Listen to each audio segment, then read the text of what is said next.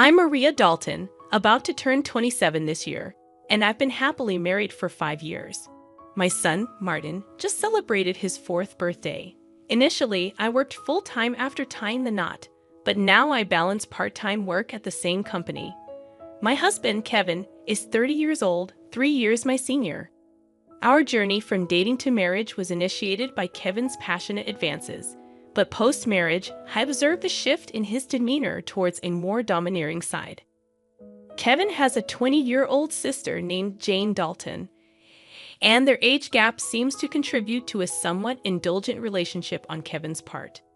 Before marriage, I didn't mind Jane's frequent visits and assumed they got along well. However, after tying the knot, I started noticing changes in her behavior.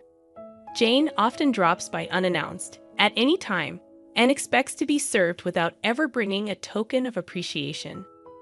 Kevin, rather than addressing the situation, expects me to accommodate her demands. Jane acts as though I'm invisible, addressing only Kevin with a casual "brother, I'm here again." Despite not preparing for an additional guest, I end up serving dinner to Jane. Kevin, instead of understanding, blames me aloud, insisting I should have been more considerate. Despite Jane's verbal apologies, it's evident she relishes Kevin's preferential treatment. Left with leftovers, I prepare my own meal while Kevin and Jane continue their chat on the sofa, leaving the dining table messy. They never acknowledge Martin or me, treating us more like hired help than family. One evening, as I'm about to take a bath with Martin, Kevin interrupts, loudly instructing me to buy a cake for Jane. Despite it being late, Jane insists on having it immediately. Kevin blames me for delaying, and, feeling compelled, I reluctantly head to the cake shop with Martin in tow. Overhearing their conversation, I learn they're criticizing me for being inconsiderate and questioning the decision to marry me. Meanwhile, Martin, though unable to grasp the words, senses tension in our relationship. Suppressing my emotions, I ask him about his cake preference, and he cheerfully requests one with lots of fruits. Our trip to the cake shop was filled with discussions about cakes, momentarily pushing aside Kevin's earlier words. Martin and I arrived just before closing time, fortunately finding the cake Jane desired. We purchased 2 cakes, including the fruit-loaded one Martin wanted. Back home, I served the cakes to Jane and Kevin, then prepared Martin's cake and headed to the dining room. The moment I placed it in front of Martin, Jane pointed and expressed her desire for that cake. Before I could react, Kevin moved Martin's chosen cake in front of Jane, disregarding Martin's protests. Kevin justified his action, claiming he bought the cake with his earnings and had the right to choose for Martin. Unable to contain my emotions any longer, I voiced my dissatisfaction. In response, Kevin threatened with divorce. Martin, who had stopped crying, anxiously held my hand and then, after some thought, said, "Mom, I'd also love cake with strawberries on it. Yes, it's really delicious." He mentioned this while eating a cake initially wanted by Jane. Feeling that Martin was enduring too much, I lifted his cake plate when I saw Jane reaching for it. I took Martin to the next room so he could enjoy his cake in peace. Kevin apologized to Jane, claiming he was sorry for being stingy. Despite wanting to retort, I held back for Martin's sake. Watching Martin innocently enjoy his cake was a heartwarming sight. After finishing the cake, we decided to have a late bath and sleep in Martin's bed. The next morning, I discovered Jane had already left. As I prepared breakfast, I heard Martin crying. Shockingly, his piggy bank, a gift from my father, was broken, and the saved money was gone. Martin, who always said goodnight to the piggy bank, was left heartbroken. When I questioned Kevin about it, he casually mentioned that Jane needed some money, so she took it from the piggy bank. Holding a crying and shaken Martin, I felt his pain so acutely that I cried with him. It was painful to witness Kevin prioritizing and caring for his sister more than our son. Expressing my anger and sadness, I confronted Kevin, breaking my usual silence on arguments in front of Martin. Kevin, without a word, went to the bedroom and returned with something shocking in hand: divorce papers.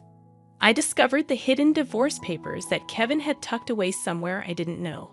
In a sudden burst, He confronted me, shoving the papers at me before storming out of the house with a loud bang.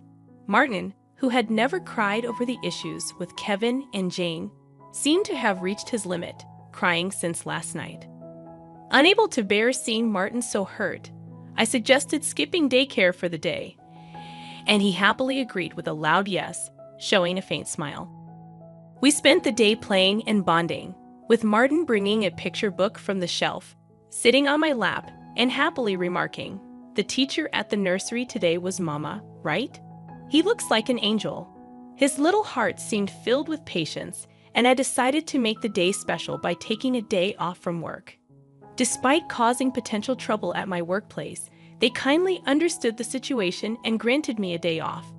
In the morning, we visited the park, played hide and seek, and had fun in the sandbox and on the slide.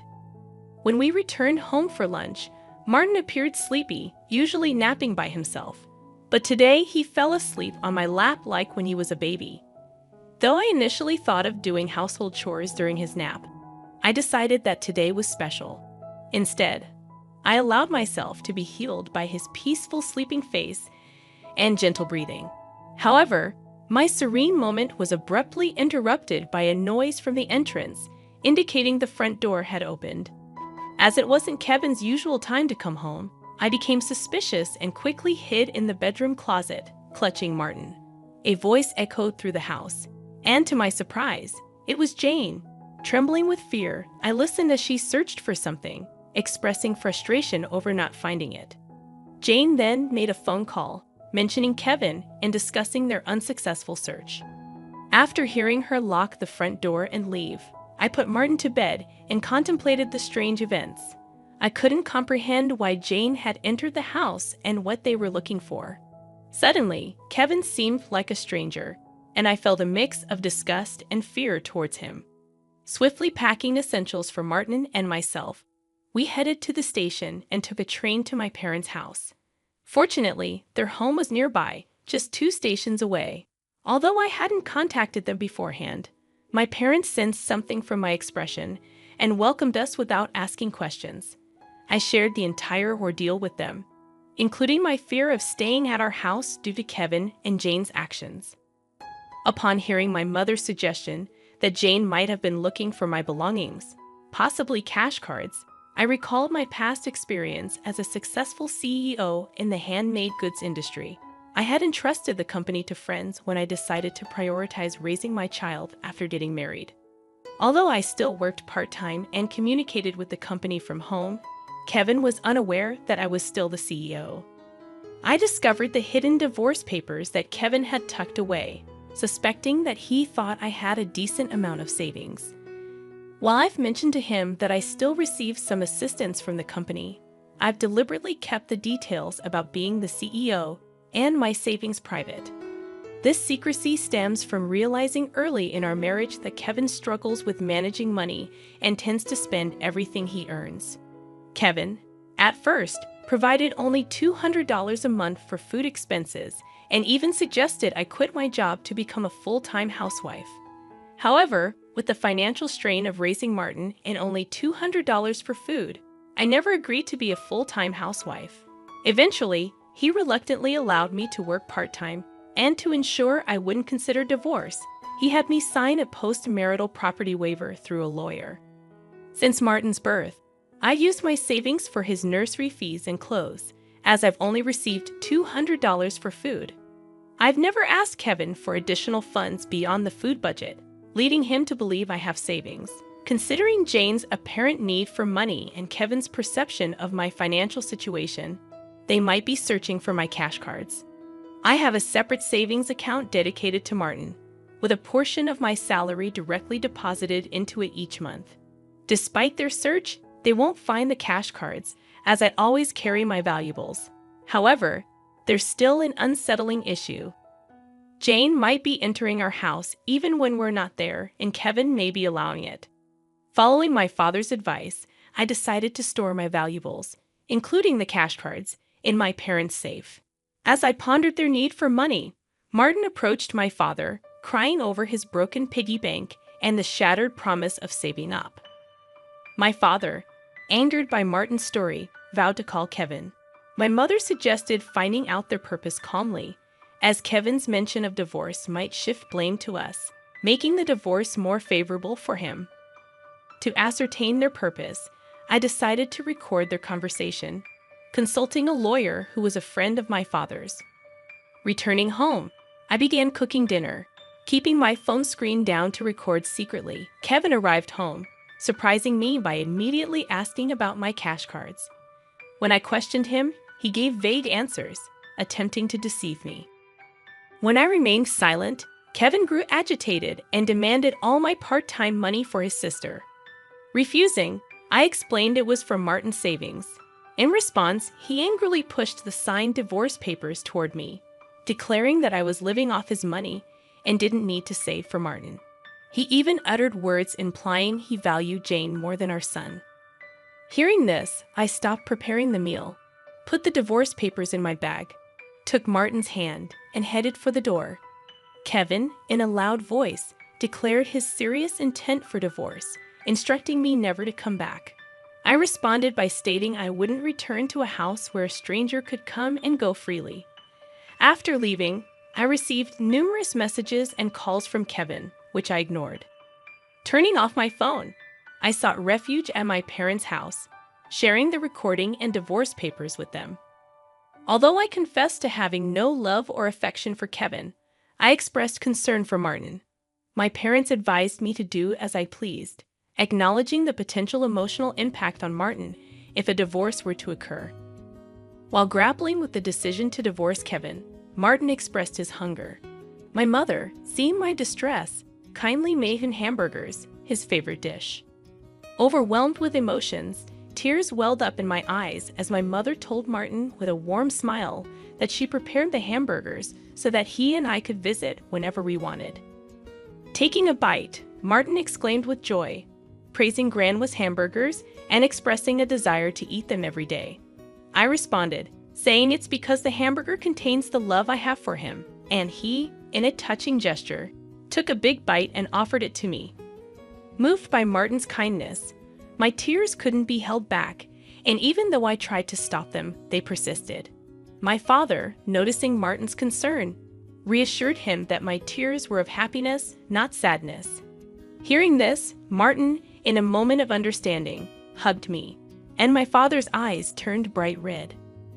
Realizing the blessing of being with family, I remarked to Martin that family is precious. Surprised, he questioned if Dad had mentioned that only Jane was family. My father gently confirmed it, but then asked Martin if he wanted to live with them as family. With a laugh, Martin happily agreed, making everyone smile naturally.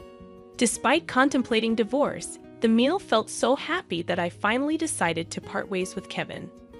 I planned to inform Martin about it, and even though discussing it weighed heavily on my heart, Martin seemed to grasp the situation. Happily, he expressed the desire to live as a family, embracing the pet dog and calling him his younger brother despite the dog being older. Preparations for the divorce began, starting with contacting a lawyer who was a friend of my father. The next day, we formalized the contract, and my father and Martin shared comforting laughter while I laid in bed, reminiscing about my childhood. The following day, upon checking my smartphone, I found over 200 calls and messages from Kevin, showcasing his emotional instability. Exhausted, I turned off my phone, and with the lawyer's assistance, we explained the situation to my parents. Jane had accumulated significant debt from a casino and shopping addiction, and Kevin acted as her guarantor, planning to use my savings. The lawyer confirmed that the divorce papers had already been submitted, and Kevin sobbed upon realizing it was finalized. Despite expecting disagreements about child support, he signed a pledge to pay $340 to Martin every month. In a subsequent call from Kevin, his tone lacked aggression, and he calmly admitted to financial manipulation and explained his complex feelings toward Jane. I firmly asserted my decision not to reconsider and heard his faint sobbing before he wished me happiness and hung up. Remaining strong until the end, I discussed future plans with my parents and decided to stay with them until Martin grows up. I resumed my role as a company president and later learned that Kevin and Jane had informed their parents about the divorce and debt, resulting in disownement. Today, I find happiness being with my family.